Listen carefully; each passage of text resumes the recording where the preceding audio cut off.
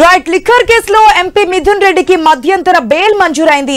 ఉపరాష్ట్రపతి ఎన్నికల్లో MP vote వేసేందుకు విజయవాడలోని ఏసీబీ కోర్టు అనుమతిచ్చింది. ఈ నెల 11న తిరిగి సరెండర్ కావాలని కోర్టు ఆదేశాలు జారీ చేసింది. రాజంపేట నుంచి ఎంపీగా గెలిచిన మిథున్ రెడ్డి లిక్కర్ కేసులో రాజమండ్రి సెంట్రల్ జైల్లో రిమాండ్ ఖైదీగా ఉన్నారు.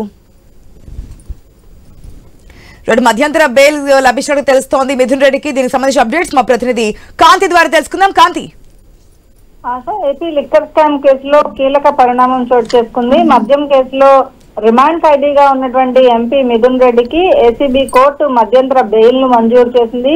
ఉపరాష్ట్రపతి ఎన్నికల్లో ఓటు వేసేందుకు అనుమతి ఇస్తూ బెయిల్ అయితే మంజూరు చేయడం జరిగింది. అయితే ఈ బెయిల్ మంజూరు చేస్తూ 11వ తేదీ సాయంత్రం తిరిగి కోర్టు సరెండర్ కావాలని కోర్టు ఆదేశాలు జారీ చేసింది.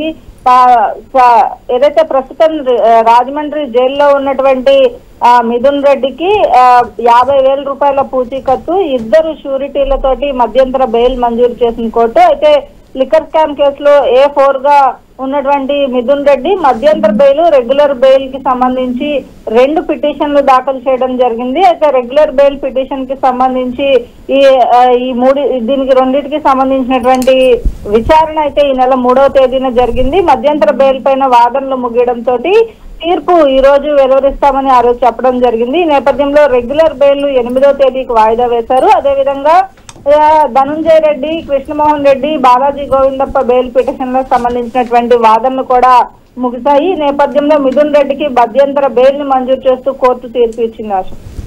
Right Kanthi, thanks for the update.